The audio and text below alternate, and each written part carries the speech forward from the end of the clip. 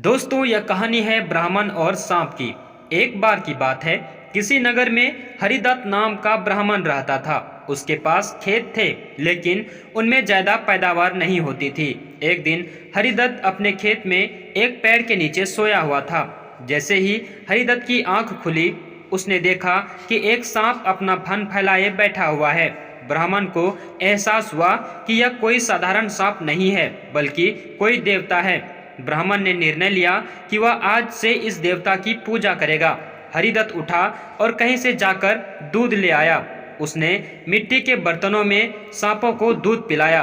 दूध पिलाते समय हरिदत्त ने सांप से क्षमा मांगते हुए कहा कि हे देव, मैं आज तक आपको साधारण सांप समझता रहा, मुझे माफ कर दीजिए। अपनी कृपा दृष्टि से मुझे बहुत सारा धन धान्य प्रदान करें। प्रभु, ऐसा कहकर हरिदत्त अपने घर वापस आ गया। अगले दिन जब वो अपने खेत पहुंचा तो उसने देखा कि जिस बर्तन में उसने कल सांप को दूध पिलाया था, उसमें एक सोने का सिक्का पड़ा हुआ है। हरिदत्त ने वो सिक्का उठा लिया। अब हरिदत्त रोज सांप की पूजा करने लगा और सांप रोज उसे एक सोने का सिक्का देने लगा।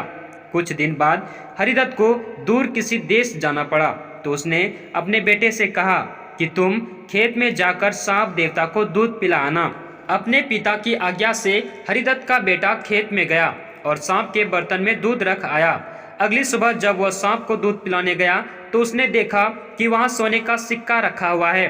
हरिदत्त के बेटे ने वो सोने का सिक्का उठा लिया और मन ही मन सोचने लगा कि जरूर इस सांप के बिल में सोने का भंडार है। उसने सांप के बिल को खोदने का फैसला किया, लेकिन उसे सांप का बहुत डर था। हरिदत्त के बेटे ने योजना बनाई कि जैसे ही सांप दूध पीने आएगा तो वह उसके सिर पर लाठी से वार करेगा, जिससे सांप मर जाएगा। सांप के मरने के बाद मैं तसल्ली से बिल खोदूंगा और उसमें से सोना निकालकर अमीर आदमी बन जाऊंगा।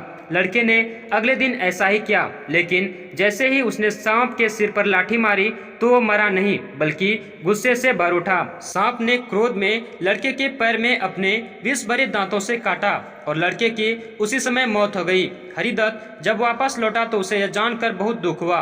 कहानी से सीख है दोस्तों, लालच का फल हमेशा बुरा होता है। इसलिए कहते हैं कि कभी लालच नहीं करना चाहिए। हमारे पास जो भी है हमें उसी से संतोष करना चाहिए और हमेशा परिश्रम करते रहना चाहिए। यह कहानी आपको कैसी लगी हमें कमेंट करके ज़रूर बताएं और ऐसे ही कहानी को सुनने के लिए हमारे चैनल को सब्सक्राइब जरूर करें।